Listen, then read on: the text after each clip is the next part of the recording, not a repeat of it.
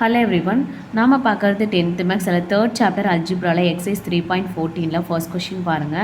Write each of the following expression in terms of alpha plus beta and alpha beta அப்படினு சொல்லிருக்காங்க. அதாவது கீழ நமக்கு 4 expressions கொடுத்திருக்காங்க. இந்த expressions வந்து எப்படி மாத்த சொல்றாங்க? இங்க எல்லாமே நமக்கு alpha betaன்றது வந்து தனித்தனியா இருக்கு. சரிங்களா?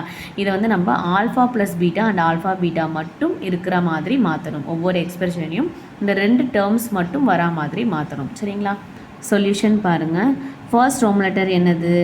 Alpha divided by 3 beta plus beta divided by 3 alpha equal to இப்போ என்ன பண்ண போகிறோம்னா கிராஸ் மல்டிப்ளை பண்ண போகிறோம். இப்போ 3 alpha squared plus 3 beta squared divided by இது ரெண்டையும் மல்டிப்ளை பண்ணிக்கோங்க. 3 3s are 9 alpha beta equal to இப்போ என்ன பண்ண போகிறேன், இந்த 3யை காமனாக வெளியே எடுக்கிறேன். ஸோ அப்போ alpha squared plus beta squared divided by 9 alpha beta. இப்போ என்ன பண்ண போகிறோம், இங்கே ஒரு ஃபார்முலாவை யூஸ் பண்ண போகிறோம். அதாவது ஆல்ஃபா ஸ்கொயர்ட் ப்ளஸ் பீட்டா ஸ்கொயர்டுன்ற ஃபார்முலா யூஸ் பண்ண போகிறோம். 3 இன்ட்டு அதோட ஃபார்முலா என்ன? Alpha plus beta whole squared minus 2 alpha beta divided by 9 into alpha beta. So நான் ஏற்கனவே இதுக்கான ஃபார்முலாஸ்க்கான வீடியோஸை வந்து அப்லோட் பண்ணியிருக்கேன். ஸோ அதுக்கான லிங்க்கையும் நான் இதில் கொடுக்குறேன், பார்த்துக்கோங்க. சரிங்களா? இப்போ என்ன பண்ணலாம், கேன்சல் பண்ணலாமா? 1 3 3s are 3 3 3s are 9. So இப்போ ரிமைனிங் என்னது? Alpha plus beta whole squared minus 2 alpha beta divided by 3 alpha beta. ஓகேவா? பாருங்க, நமக்கு கொஷினில் என்ன ஃபார்மேட்டில் கொடுத்துருந்தாங்க? Alpha by 3 beta plus beta by 3 ஆல்ஃபான்னு கொடுத்துருந்தாங்க. ஸோ அதை பாருங்கள், நம்ம எப்படி மாற்றிருக்கோம்? Alpha plus beta and alpha beta மட்டும் இருக்கிற ஃபார்மேட்டில் மாற்றியாச்சு. சரிங்களா? ஸோ இதுதான் இதோட ஆன்சர். அடுத்தது செகண்ட் ரோம் லெட்டர் பாருங்கள். 1 divided by alpha squared beta plus 1 divided by beta squared alpha equal to இப்போ கிராஸ் மல்டிப்ளை பண்ணிக்கலாம்.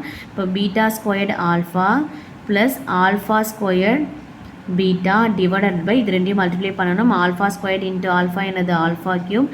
Beta into beta squared beta cube equal to இப்போ இதில் பார்த்தீங்கன்னா நமக்கு ஆல்ஃபா பீட்டான்றது காமனாக இருக்குது. ஸோ ஆல்ஃபா பீட்டா காமனாக வெளியெடுத்தோம்னா alpha plus beta divided by இது எப்படி எழுதிக்கலாம்? ஆல்ஃபா பீட்டா ஹோல் க்யூப்னு எழுதிக்கலாமா?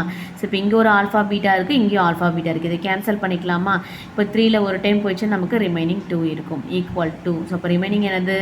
Alpha plus beta divided by alpha plus alpha beta whole square. இப்போ ஆன்சர் என்னது? Alpha plus beta divided by alpha beta whole square. So இப்படி இருந்த ஃபார்மேட்டு நம்ம alpha plus beta and alpha beta மட்டும் இருக்கிற மாதிரி ஒரு ஃபார்மேட்டுக்கு மாற்றிட்டோம். சரிங்களா? இதுதான் இதோட ஆன்சர். அடுத்தது தேர்ட் ரோம் letter 3 alpha minus 1 3 beta minus 1.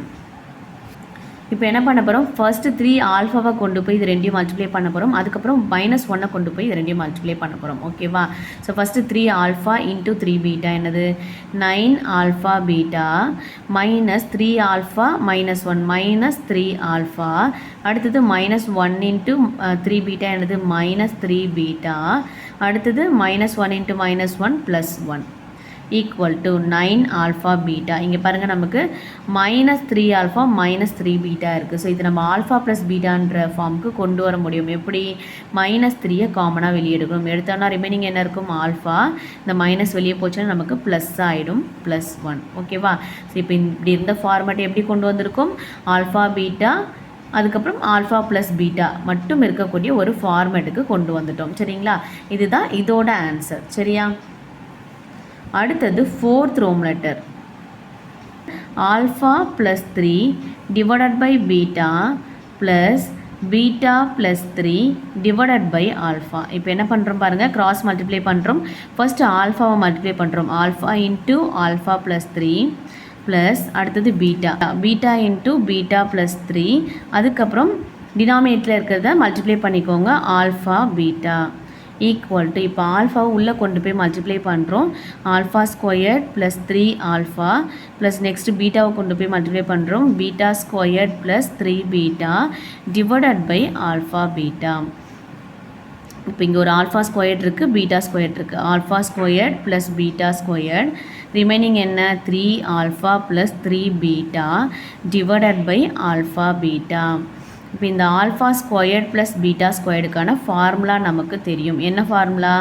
Alpha plus beta whole squared minus 2 alpha beta. ஓகேவா? அடுத்தது ரிமைனிங் என்ன இருக்குது? 3 ஆல்ஃபா ப்ளஸ் 3 பீட்டான்னு இருக்குது. இதில் 3யை காமனாக வெளியே எடுத்தோம்னா ஆல்ஃபா ப்ளஸ் பீட்டான்றது வரும், டிவைடட் பை ஆல்ஃபா பீட்டா. இப்போ நமக்கு ஃபார்மேட் எப்படி மாறி இருக்கு பாருங்கள்.